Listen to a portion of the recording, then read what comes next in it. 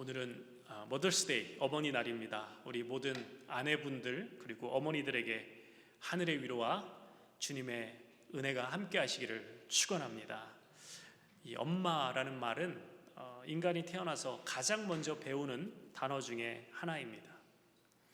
인간으로서 누군가를 부르며 의사소통을 시작하는 첫 부름이 바로 엄마입니다. 가장 포근하고 따뜻한 이름이 바로 어머니죠. 자녀들에게 있어서 어머니는 그 뿌리와 같은 존재입니다. 생명을 얻게 된 것, 그리고 모든 것의 시작과 끝이 어머니에게서 비롯되었기 때문입니다. 그래서 하나님의 사랑을 가장 많이 닮은 사랑을 바로 어머니의 사랑이다라고 말합니다. 하지만 우리가 하나님의 사랑을 너무나 쉽게, 너무나 당연하게 여길 때가 많은 것처럼 어머니의 사랑도, 어머니의 희생과 헌신도 당연하게 여길 때가 많습니다.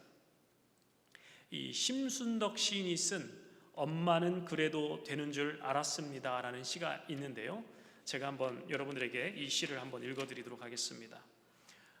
엄마는 그래도 되는 줄 알았습니다. 심순덕. 엄마는 그래도 되는 줄 알았습니다. 하루 종일 밭에서 죽어라 힘들게 일해도 엄마는 그래도 되는 줄 알았습니다. 찬밥 한 덩어리로 대충 부뚜막에 앉아 점심을 때워도 엄마는 그래도 되는 줄 알았습니다. 한겨울 냇물에 맨손으로 빨래를 방망이질해도 엄마는 그래도 되는 줄 알았습니다. 배부르다, 생각 없다, 식구들 다 먹이고 굶어도 엄마는 그래도 되는 줄 알았습니다. 발 뒤꿈치 다 해져 이불이 소리를 해도 엄마는 그래도 되는 줄 알았습니다. 손톱이 깎을 수조차 없이 닳고 문드러져도 엄마는 그래도 되는 줄 알았습니다. 아버지가 화내고 자식들이 속 썩여도 전혀 끄떡없는 엄마는 그래도 되는 줄 알았습니다. 외할머니 보고 싶다, 외할머니 보고 싶다, 그것이 그냥 넋두리인 줄만 한밤중 자다 깨어 방구석에 한없이 소리 죽여 울던 엄마를 본 후론 엄마는 그러면 안 되는 것이었습니다. 한편으로는 우리의 마음을 따뜻하게 만들어주는 단어 엄마이지만 또 다른 한편에서는 우리의 마음을 부끄럽게 또 죄송스럽게 하는 단어가 바로 어머니 아닐까 싶습니다.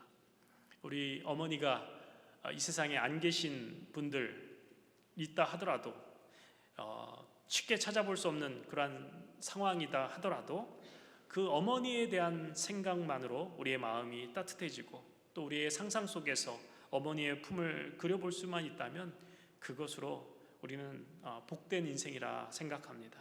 물론 어떤 분들은 어머니에 대한 기억이 어떤 사랑과 안식보다는 아픔과 또 상처로 남는 분들도 계실 것입니다. 그런 분들에게도 하나님의 특별한 위로와 은혜가 넘치시기를 기도합니다. 어머니에게 받지 못한 사랑을 하나님의 품에서 발견할 수 있게 될 것입니다. 오늘 주보에 사진과 제가 짧은 칼럼을 이렇게 소개했는데요, 우리가 어머니로서 또 아비로서 자녀들을 위해 해줄 수 있는 최고의 선물은 우리 자녀들을 위해서, 손주들을 위해서 하나님께 간절히 기도하는 일인 줄로 믿습니다. 어머니의 사랑의 또 만큼이나 오늘 또 고귀한 사랑을 오늘 본문에서 볼 수 있습니다. 복음서에 기록된 예수님을 만난 사람들의 이야기를 여러분들과 계속해서 나누고 있는데요, 예수님의 그 공생의 사역을 세 가지로 대표할 수 있습니다.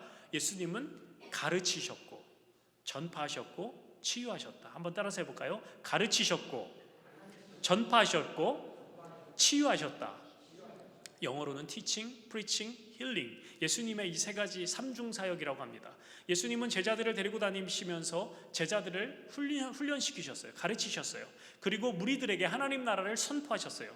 그리고 각종 병자들, 귀신 들린 자들을 치료하셨어요. 예수님 당시의 사람들이요, 그때 당시에는 의료 혜택이 전혀 없었습니다. 그러다 보니까 어떤 질병에 걸렸다라는 것은요, 너무나 큰 고통인 거예요. 그리고 어쩌면 곧 죽게 될지 모르는 그러한 상황인 거예요. 오늘날에도 우리 인생의 가장 큰 어려움은 생명의 문제입니다. 정신적 질병이나 육체적 질병으로 고통당하는 것이 인생의 가장 큰 어려움이고 고통입니다. 그러나 예수님께서는 육신의 질병, 정신의 질병으로 고통당하는 자들의 눈물을 외면하지 않으셨다라는 거예요. 예수님은 그들을 불쌍히 여기시고 그들에게 찾아가시고 그들의 아픔을 싸매주시고 그들을 치료하시는 주님이셨다라는 거예요. 예수님께서 병고침과 죽기 사역, 각종 이적과 기적을 통하여 하나님이 다스리시고 하나님이 통치하시는 하나님 나라가 어떤 나라인지를 나타내 보이시고자 하셨습니다. 그렇기 때문에 예수님은 치유 사역을 전후로 치유를 받는 사람에 대한 중요한 기대가 한 가지 있으셨어요. 그것이 무엇이냐? 바로 믿음입니다. 때로는 당사자나 가족들의 믿음을 보셨고요, 또 어떤 경우는 병을 치료하신 후에 그들로 하여금 믿음을 갖도록 하셨습니다. 자, 오늘 본문에는 예수님이 온 마을을 다니면서 병자들을 고쳐주신 후에 다시 이제 가버나움으로 오셨습니다. 우리 1절과 2절 다시 한번 읽어볼까요? 1절 2절 시작. 수일 후에 예수께서 다시 가버나움에 들어가시니 집에 계시다는 소문이 들린지라 많은 사람이 모여서 문 앞까지도 들어설 자리가 없게 되었는데 예수께서 그들에게 도를 말씀하시더니, 자, 많은 사람들이 예수님에 대한 소문을 듣고 예수님에 대해서 와, 저분 대단하신 분이야 하면서 예수님을 쫓습니다. 그래서 문 앞까지, 어떤 집에 머무셨는데 그 문 앞까지 들어설 수 없을 정도로 인산인해를 이룬 거예요. 그들은 능력이 많으신 예수님, 그 예수님께 자신의 문제를 해결해 달라고 나아간 거예요. 예수님, 저 두통이 심합니다. 저 좀 고쳐주세요. 예수님, 저 허리 디스크가 있어요. 저는 당뇨가 있어요. 고쳐주세요. 예수님, 저 요즘 비즈니스가 잘 안 돼요. 축복해 주세요. 이런저런 그들의 요구와 원함이 있었겠지만 주님은 그들에게 뭐를 말씀하셨다? 도를 말씀하시더니, 이렇게 나옵니다. 여기서 도가 무엇일까요? 도를 아십니까? 그 도일까요? 여기서 도는 무엇이냐면 하나님께서 요한복음 1장 1절에 나오는 태초에 말씀이 계시느라, 그 말씀, 로고스입니다. 로고스. 하나님 나라의 복음, 죄사함의 회개와 은혜에 대한 말씀을 하시면서 메시아이신 자신이 모든 죄인들을 구원하기 위해서 이 땅에 오셨음을 가르치셨다. 도를 가르치셨다라는 거예요. 긴급한 육신의 질병은 치료되어야 하지만 육신의 질병이 치료된다 하더라도 영혼의 문제가 해결되지 않는 곳은 여전히 근본적인 문제의 해결이 될 수 없는 것입니다. 그 치료된 몸으로 여전히 죄의 종으로 살아갈 수밖에 없는 거예요. 병이 고쳐진 이후로 그 고쳐진 육신 가지고 하나님을 대적하고 더 죄만 짓게 된다면 과연 그것이 축복이겠냐라는 거예요. 그래서 예수님은 육신의 치료만이 아니라 영혼의 치료를 위하여 천국 복음을 전파하셨다라는 거예요. 자, 예수님께서 이제 말씀을 시작하시고 설교가 시작된 지 얼마 지나지 않아서 더 이상 설교를 진행하기 어려운 상황이 발생했습니다. 3절과 4절 같이 읽어봅니다. 3절 4절 시작. 사람들이 한 중풍병자를 네 사람에게 메어가지고 예수께 올세 무리들 때문에 예수께 데려갈 수 없으므로 그 계신 곳에 지붕을 뜯어 구멍을 내고 중풍병자가 누운 상을 달아 내리니. 자, 예수님은 집안의 중앙에 앉으셔서 열심히 말씀을 전하셨고 사람들은 숨을 죽이며 예수님의 말씀에 귀를 기울였습니다. 그런데 갑자기 천장에서 부스럭부스럭 하더니 막 흙들이 떨어지는 거예요. 예수님 가까이에 있던 사람들이 깜짝 놀랐을 거예요. 아, 지붕이 무너지는구나. 그래서 피하려 하는데 사람들이 너무 그 공간 안에 가득 차서 발 디딜 틈이 없는 거예요. 당시 천장이나 지붕은 오늘날처럼 석고나 시멘트로 만든 것이 아니라 집과 나무 그리고 진흙으로 빚어서 발랐습니다. 그래서 그 지붕을 뚫기 위해서는 뭐 오늘날처럼 막 전기 드릴이나 아니면 뭐 해마 한마로 세게 내려치지는 않았겠지만 그래도 그 지붕에서 사람들이 올라다니고 했기 때문에 그렇다고 아주 약하게 진 것도 아니었거든요. 뭔가로 분명히 깨부셔야 했기에 그 지붕을 뚫는 쿵쾅거리는 소리가 났을 것입니다. 그리고 곧이어서 내 귀퉁이가 밧줄로 묶인 채 간이 침대가 하나가 내려오더니 거기에 중풍병자 한 명이 누워있는 거예요. 그래서 그 집에 모인 사람들이 다 놀란 거예요. 눈이 동그라니 와, 이게 무슨 일이야 하면서, 아니 도대체 이들은 왜 이렇게 무모하고 예의 없는 행동을 하는 것일까? 여러분, 이 장면에서 가장 황당하고 화가 날 사람이 누굴까요? 집주인이죠. 예. 여보시오, 당신들 지금 뭐하나, 뭔 짓 하는 것이오? 이 집의 주인이 베드로라는 얘기가 있는데, 이 베드로가 가장 먼저 이렇게 소리치지 않았을까 싶습니다. 미안합니다, 우리가 변상해 드리겠습니다. 염려 마십시오. 혹시 괜찮으시면 거기 밑에 있는 제 친구 좀 받아주겠습니까? 예수님을 꼭 만나야 하는 친구입니다. 저희가 이 방법 말고는 다른 방법이 없었습니다. 그러니까 거기 쳐다보고 있던 그 군중들이 여기저기서 찌릿하면서 혀를 차는 소리가 들려옵니다. 아니 저런 중풍병자가 왜 여기에, 여기가 어느 안전이라고, 아이고 무례하고 천박하기는, 남의 집 천장이나 뚫고 웬 난리야. 사방팔방에서 따가운 눈총, 그 눈총이 중풍병자에게 집중되었을 것입니다. 아마 이 중풍병자는 너무나 얼굴이 화끈거리고 창피해서, 아니 염치가 없어서 눈을 지그시 감고 있었을 것입니다. 그런데도 놀랍게도 복음서 저자는 이러한 저들의 무모한 행동을 뭐라고 표현하냐? 믿음이다 라고 표현합니다. 도대체 왜 이들은 이런 무모한 행동을 해야 했을까? 그들의 계획에 차질이 생겼기 때문이죠. 그들이 원하는 대로 일이 진행되지 않았기 때문입니다. 자, 여기서부터는 제가 중풍병자가 되어서 독백으로 한번 내용을 이어나가겠습니다. 저는 수년 전에 사지가 굳어지는 저주스러운 병마가 찾아왔습니다. 마른 하늘의 날벼락처럼 건강만큼은 내가 자신했는데 온몸에 마비가 오더니 어느 날부터 무기력해지는 거예요. 누군가의 도움이 없이는 아무것도 할 수 없었습니다.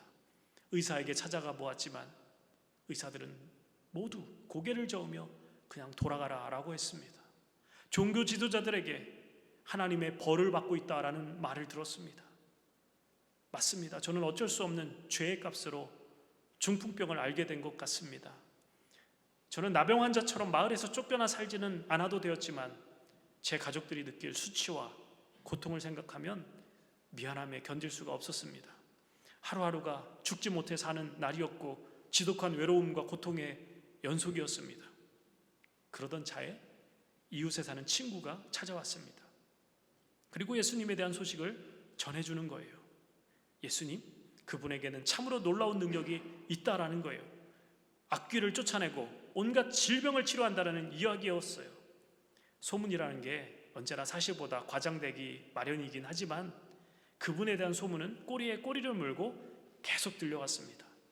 어떤 여자는 길에서 그의 옷자락만 만지고도 혈루증이 치료되었던 이야기였고, 어떤 사람은 또 귀신 들린 자신의 아들의 병을 고침받았다라는 소식도 들렸습니다.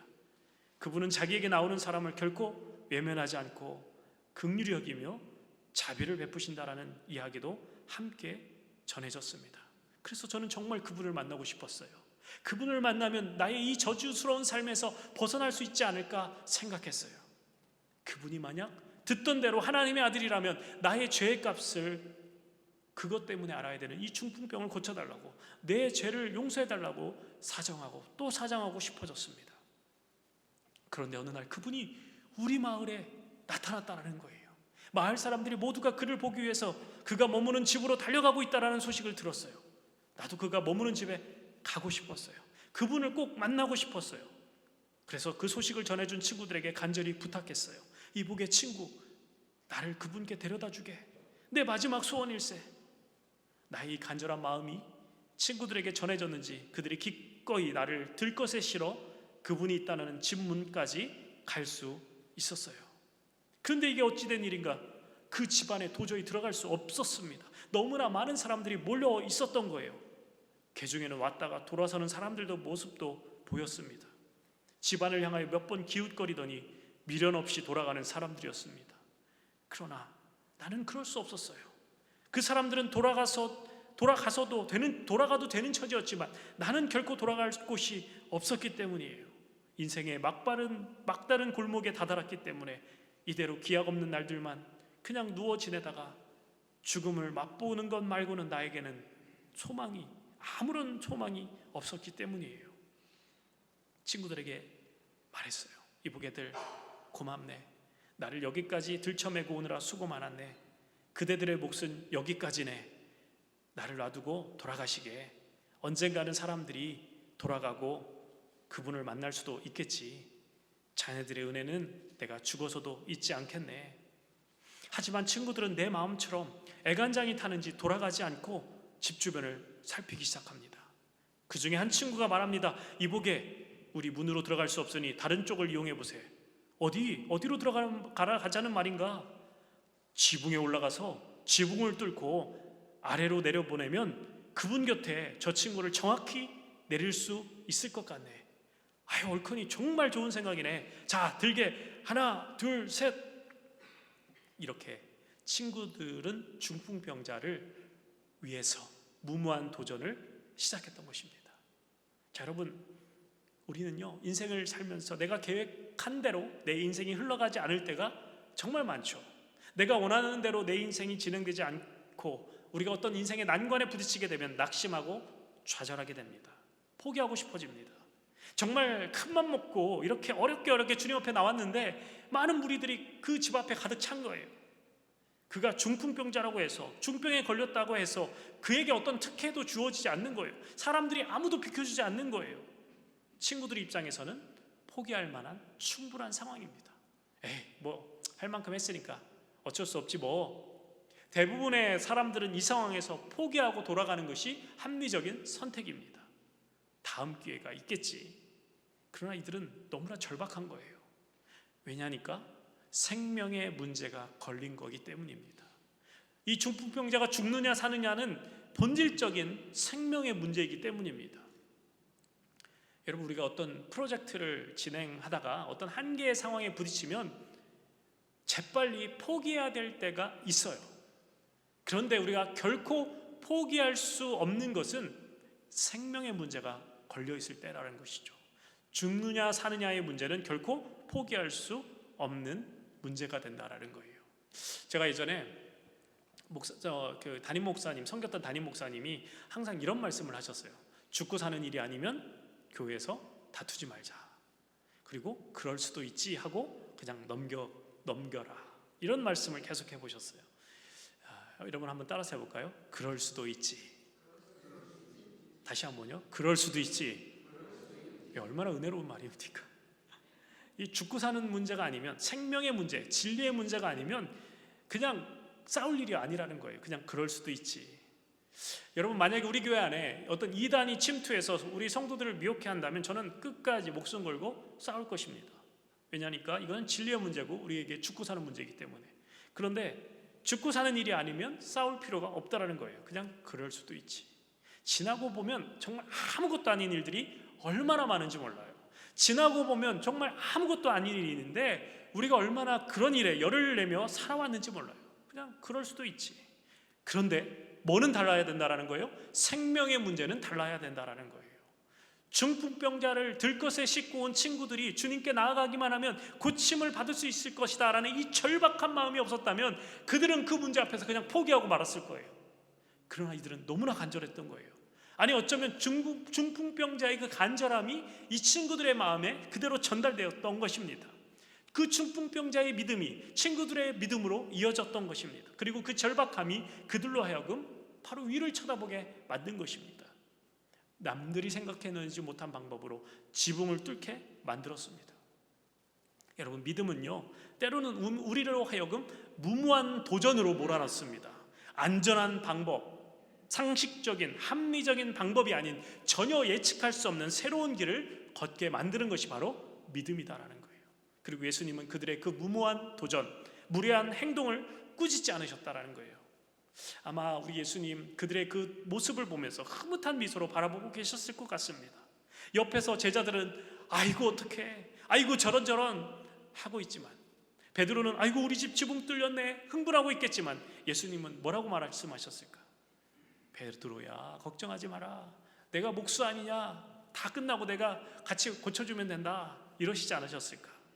자, 우리 5절 말씀 한번 읽어볼까요? 5절 시작. 예수께서 그들의 믿음을 보시고 중풍병자에게 이르시되 작은 자여 내 죄사함을 받았느니라 하시니, 예수님은요 그들의 그 거칠고 무모한 그 행동에서 무엇을 보셨다고요?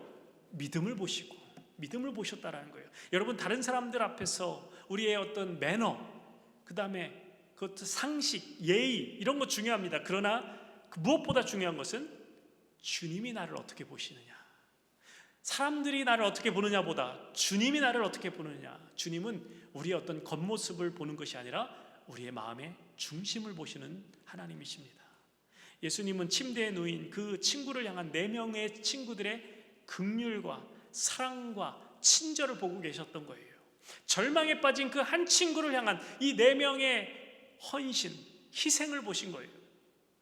자, 그런데요, 오늘 성경에는 그 4명의 친구들에게서 예수님께서 그들의 사랑을 보셨다, 그들의 희생을 보셨다, 그들의 헌신을 보셨다라고 말씀하지 않습니다.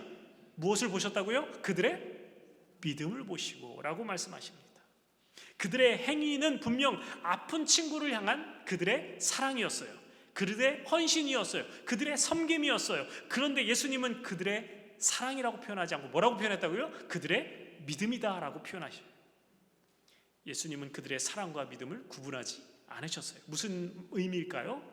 사랑 안에 믿음이 있는 거예요. 믿음 안에 사랑이 있는 거예요. 왜냐하니까 그들이 행한 그 진실한 사랑과 긍휼이 바로 예수님의 진실한 사랑과 긍휼이기 때문이, 그것이 우리 주님의 성품이기 때문입니다. 오늘 우리가 본문에서 발견하는 이 중풍병자의 4명의 친구들이 오늘날 우리 교회의 공동체가 회복되어야 할 모습이어야 하며 모든 신앙 공동체가 지향해야 할 모습인 줄로 믿습니다. 사랑과 긍휼의 모습으로 다른 연약한 사람을 함께 짊어지고 주님 앞으로 인도해야 되는 공동체가 바로 교회가 되어야 한다는 거예요. 여러분, 어쩌면 우리는 이미 영적으로 보면 중풍병자의 모습이었는지도 모르겠습니다. 우리가 주님 앞에 나와 죄사함의 은총을 누리고 믿음을 갖기까지 많은 우리를 들것에 실어서 주님 앞으로 인도한 사람들의 도움이 있었습니다. 중풍병자와 같이 우리는 무기력한 인생이었고 나의 힘으로는 누군가가 도와주지 않고서는 주님 앞에 나올 수 없는 인생들이었어요. 그러나 누군가의 도움으로, 누군가의 기도로, 누군가의 인도로 우리가 주님 앞에 설 수 있었습니다. 누군가가 나를 지붕을 뚫고 그 지붕에 올려주고 그리고 주님 앞으로 인도해 주지 않았다면 우리는 주님 앞으로 나올 수 없었어요. 그들 덕분에 우리는 주님을 만날 수 있게 되었습니다. 내가 넘어지고 쓰러지고 지쳐 있었을 때 보이지 않게 보이게 도운 여러 사랑의 손길들이 지금까지 많이 있었어요. 그렇게 우리는 그 사랑에 빚진 자들입니다. 나 혼자 천상천하 유아 독존으로 신앙을 가질 수도 없고 그렇게 신앙생활 하라고 우리를 부르신 게 아니다라는 거예요. 믿음의 공동체로 우리를 부르셨어요. 우리가 그러한 사랑의 빚을 졌다면 이제는 우리가 어떠한 누군가의 영적으로 중풍병에 걸려서 신음하고 있는 그 친구를 메고 지붕에 올라가는 친구들이 되어주어야 한다라는 말씀입니다. 다른 연약한 이를 향한 사랑과 긍휼로 그들을 섬겨야 된다라는 거예요. 사랑하면 불가능도 가능케 만들 수 있는 줄로 믿습니다. 사랑하기 때문에 장애물을 뛰어넘을 수 있는 거예요. 새로운 길을 찾아내는 거예요. 사랑하면 마음에 간절함이 생기고 사랑하기 때문에 믿음으로 나아가게 된다라는 거예요. 여러분, 사랑과 믿음이 합쳐지면 우리 인생에 놀라운 역사가 일어나는 줄로 믿습니다. 여기 2 종류의 사람이 오늘 본문에 나옵니다. 한 종류는요, 그 집을 가득 메운 군중들입니다. 그들은요, 그 심각한 병자 왔음에도 불구하고 길을 터주지 않는 거예요. 오히려 꽉 막고 있어요. 예수님으로 나아가게 방해하고 있는 사람들이에요. 그리고 다른 부류는 중풍병자를 도운 4명의 친구들입니다. 여러분, 우리 교회가요, 예수님 앞에 나아가는 그 병자를 가로막는 무리와 같은 교회가 될 수도 있고요, 아니면 이 중풍병자를 도우는 4명의 친구들과 같은 교회가 될 수도 있습니다. 예수님을 만나는 게 당신에게 그렇게 중요하면 왜 일찍 오지 않았냐라고 타박합니다. 아니, 이렇게 사람들이 많은데 어디를 뚫고 들어가려고 하냐고 아주 차갑고 냉랭합니다. 텃세를 부리고 문턱이 높은 교회가 바로 그런 교회예요. 그러나 4명의 친구들은 이 중풍병자를 사랑하니까 새로운 방법을 찾게 되는 거예요. 그들이 세웠던 계획에 차질이 오고 가던 길이 막혔기 때문에 오히려 그들은 주님을 더 빨리 만날 수 있게 되었습니다. 오늘 본문을 자세히 살펴보면 예수님 말고는 내 친구도 중풍병자도 아무 말이 없습니다. 그저 사랑의 행함만 있었어요. 그러나 주님께서는 그러한 사랑의 행함이 100마디 말보다 더 분명하게 그들의 믿음을 더욱더 증거하고 있다라는 거예요. 여러분, 우리는 이 친구들의 사랑을 오늘날 어떻게 실천에 옮길 수 있을까요?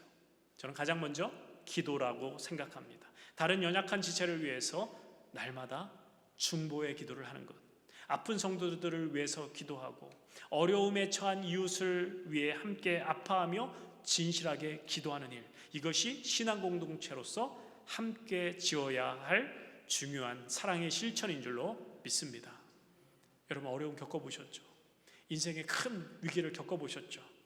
인생의 큰 위기를 겪으면요, 내가 기도해야 된다는 건 아는데 그 입에서 단 한마디의 기도도 떨어지지 않습니다. 그런데 바로 그때 누군가가 나의 손을 잡아주고 나와 함께 해주고 나를 대신해서 기도해 준다면, 하나님께 간절히 기도해 줄 수 있다면 그 자체가 얼마나 큰 위로가 되고 능력이 되는 줄 모릅니다. 믿음의 형제 자매들이 하늘 높이 기도의 손을 들고 함께 기도해 주며 그를 주님 곁으로 인도할 때 의인의 기도는 역사하는 힘이 큰 줄로 믿습니다. 예수님께서 그들의 믿음을 보시고 놀라운 선포를 해주시는데요, 작은 자야 내 죄사함을 받았느니라. 마태복음에는 작은 자야 안심하라 내 죄사함을 받았느니라 이렇게 기록하고 있습니다. 여기서 작은 자는 뭐냐면 자식을 의미합니다. 아들을 의미하는 거예요. 아들아 안심해라, 너는 용서받았단다. 주님이 그 중풍병자를 가족으로 받아주고 계신 거예요. 여러분, 이 비슷한 표현이 어디서 나옵니까? 우리 지난번에 같이 봤던 12의 혈루증을 걸린 여인을 향하여 예수님이 뭐라고 선포하셨어요? 딸아 안심하라, 딸아 아들아 안심해라. 주님의 이 따뜻한 부르심에는 다른 그 어떤 것이 필요가 없는 거예요.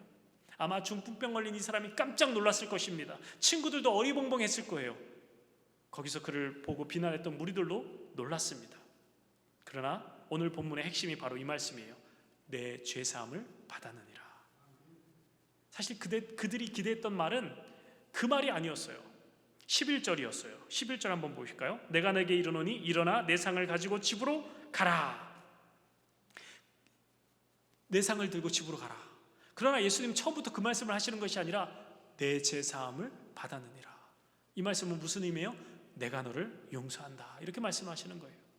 예수님은 지금 본문의 사건을 하나의 어떤 기적 사건으로만 마무리하시는 것이 아니라 예수님의 그 메시아 되심을 드러내기 원하셨던 거예요. 이 말씀은 예수님을 쫓아다니며 틈만 나면 예수님을 트집 잡으려고 했던 율법학자들의 심기를 건드렸습니다. 왜냐하면 죄 용서의 선언은 누구만 할 수 있는 선언이기 때문이에요. 인간으로서는 할 수 없어요. 하나님만 하실 수 있는 선언이에요. 사람이 다른 사람의 병은 고칠 수 있을지 몰라도 죄의 근원에 대한 용서는 사람이 할 수 없습니다. 하나님께만 할 수 있는 거예요. 그렇기 때문에 죄를 용서받기 위해서 구약의 사람들은 어떤 일을 했습니까? 성전에 제사를 지내는 시스템을 통해서 하나님 앞에 나아가는 거예요. 그리고 하나님이 그 제사를 받으시고 인간의 죄를 용서하시는 거예요. 그러나 예수님은 아무런 이런 제사의 행위도 없이 당신께서 중풍병자의 죄를 용서하시겠다 이렇게 선언하고 계시는 거예요. 중풍병자 입장에서는요, 당연히 일어나길 원합니다. 그 자리에서 일어나길 원해요. 병이 고쳐지고 걷기를 원합니다. 건강을 위해서 예수님 앞에 나아온 것이죠. 그러나 예수님이 보셨을 때 이 중풍병자에게 더 긴급하고 더 중요한 일은요, 육신의 질병을 치료하는 일이 아니라 무엇이라는 거예요? 죄의 용서라는 거예요. 죄사함이 더 중요하다는 거예요. 예수님 보셨을 때는 그가 겪는 그 육체적인 질병, 이거보다 더 심각한 것이 무엇이냐면 죄로 인하여 영혼의 병듦이 더 중요하다는 거예요. 영혼이 무기력하여서 옴짝달짝 못하는 영적인 중풍병에 걸려있기 때문에 예수님은 그것을 바라보고 계신 거예요. 여러분, 참된 자유는 병의 치료가 아니라 죄의 용서를 통해서 얻게 되는 줄로 믿습니다. 여러분, 죄의 문제가 해결되지 않고서는 육체적인 치유만 입게 되면 그 육체로 더욱더 하나님을 대적하고 죄의 분량만 가중시킬 뿐입니다. 우리에게도 맞고자 하는 인생의 문제가 있을 수 있어요. 일어나 걷고 싶은 기도 제목이 있을 수 있어요. 그러나 더욱 중요하고 긴급한 일이 있다면 그것이 무엇이라고요? 죄의 문제, 죄의 용서가 필요한 사람들이에요. 그렇기 때문에 일어나 내 상을 가지고 집으로 가라 하는 이 말씀과 비교도 되지 않는 놀라운 축복이 무엇이냐면 작은 자야 내 죄사함을 받았느니라. 너에게 내가 건강을 줄게, 내가 너를 부자 되게 해줄게. 내가 너의 소원을 성취해 줄게. 너의 자녀 잘 되게 해줄게.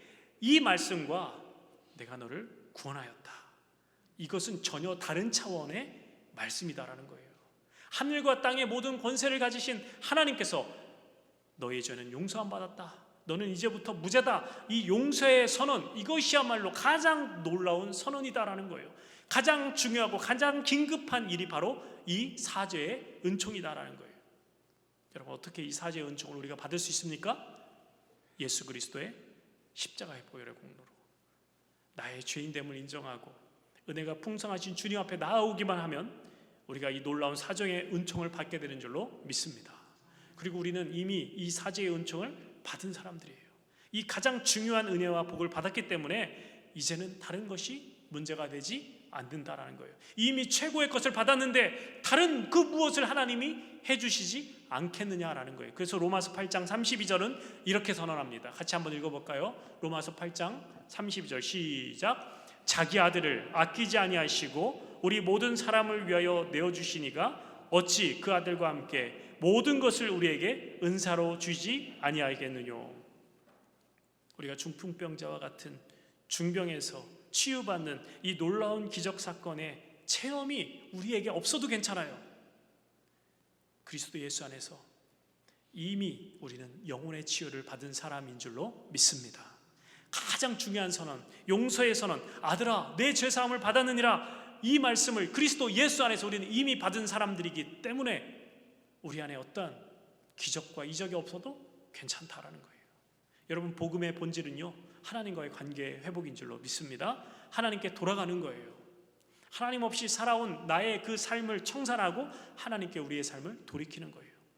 예수 그리스도를 통해 나타난 하나님의 통치와 하나님의 그 다스림에 내 인생을 전적으로 의탁하는 것이에요. 이것이 바로 복음의 본질입니다. 그러면 그 안에 모든 게 다 있다는 거예요.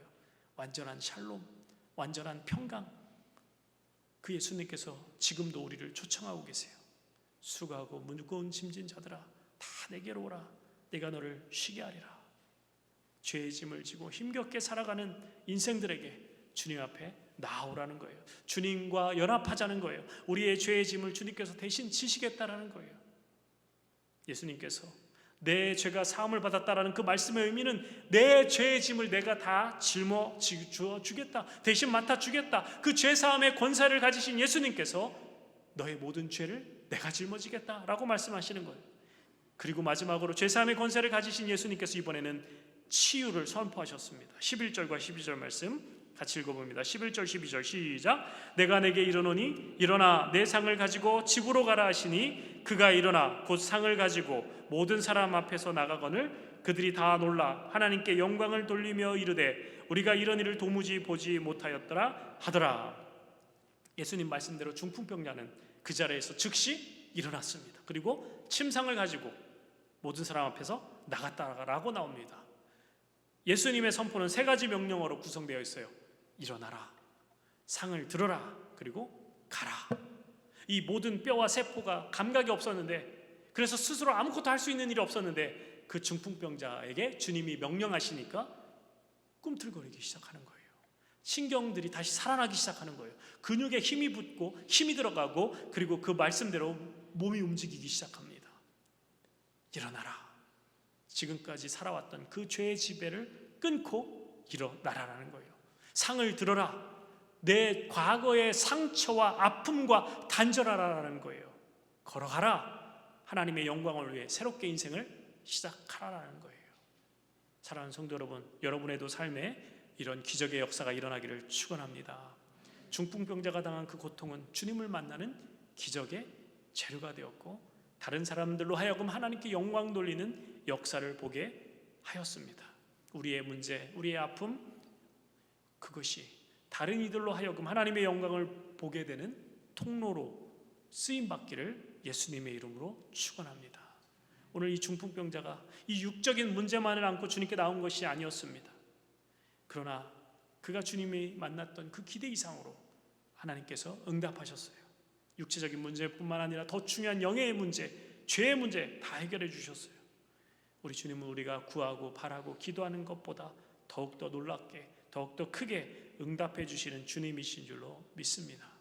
우리가 생각하는 것보다 더욱 이루시는 주님, 지금까지 우리의 삶을 그렇게 인도해 주셨어요.